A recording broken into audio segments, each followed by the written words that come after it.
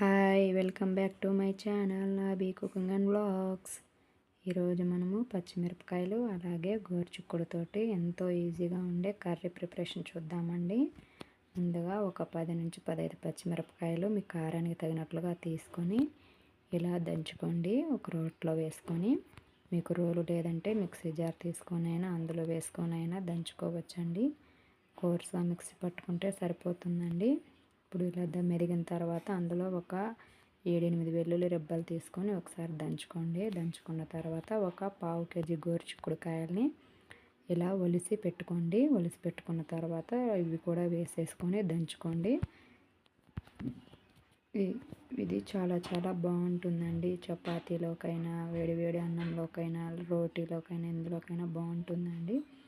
అలాగే మీ టేస్ట్కి తగినంత ఉప్పు తీసుకొని వేసుకొని దంచుకోండి ఒకసారి బాగా. ఈ వీడియో మీకు నచ్చినట్లయితే చేయండి.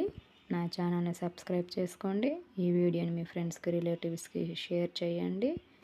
సబ్స్క్రైబ్ బటన్ ఆన్ చేసుకొని పక్కనే ఉన్న బెల్ ఐకాన్ని ఆన్ చేసి పెట్టుకోండి. నేను ఈ వీడియో పెట్టినా మీకు వెంటనే నోటిఫికేషన్ రూపంలో వస్తుందండి. ఇలా దంచి పెట్టుకున్నాం కదండి. ఇప్పుడు ఇందులో పక్కన తీసి పెట్టుకుందామండి. స్టవ్ ఆన్ చేసుకొని బాండ్లీ పెట్టుకుందామండి. బాండ్లీ పెట్టుకొని ఆయిల్ వేసుకొని హీట్ చేసుకుందామండి. ఇది పచ్చిదే చేసుకున్నాం కాబట్టి ఫ్రై చేసుకోవాలండి. ఖచ్చితంగా ఉడికించుకోవాలి. ఆయిల్ వేసుకొని ఆయిల్ వేడెక్కిన తర్వాత అందులో మినప్పప్పు, శనగపప్పు, ఆవాలు, జీలకర్ర, తాలింపు గింజలు వేసుకున్న తర్వాత అందులో 2 ఎండుమిరపకాయలు తీసుకొని ఇలా తుంచి వేసుకోండి. తర్వాత ఒక మీడియం సైజ్ ఆనియన్ తీసుకొని ఇలా పొడవుగా ముక్కలు కట్ చేసి వేసుకోండి. ఇప్పుడు మిక్స్ చేసుకుందాం దీన్ని ఒకసారి. ఇది ఫ్రై అవ్వాలండి. కొంచెం ఫ్రై అయిన తర్వాత చూసారు కదా ఇలా వేగుతుందండి. ఒకసారి మళ్ళీ మిక్స్ చేసుకుందామండి. మిక్స్ చేసుకుంటూ వేయించుకోండి. అప్పుడు తాలింపు అనేది బాగా వేగుతుంది మాడిపోకుండా. ఇప్పుడు ఇందులో ఒక రెమ్మ కరివేపాకు తీసుకొని ఇలా తుంచి వేసుకోండి. బాగుంటుంది. ఒకసారి బాగా మిక్స్ చేసుకున్న తర్వాత ఇందులో మనము బాగా మిక్స్ చేసుకోండి. ఇలా వేగాయి కదండి.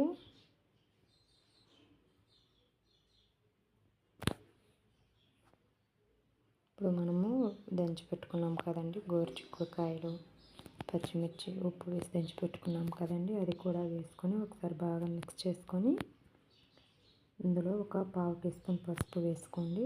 సరిపోతుంది. ఒకసారి బాగా మిక్స్ చేసుకున్న తర్వాత చూసారు కదండి ఇలా మిక్స్ చేసుకోవాలి. మిక్స్ చేసుకొని మూత పెట్టుకొని మగ్గించుకుందామండి. ఒక 5 మినిట్స్ అలా మగ్గాయంటే ఇలా ఆయిల్ సపరేట్ అవుతుందండి.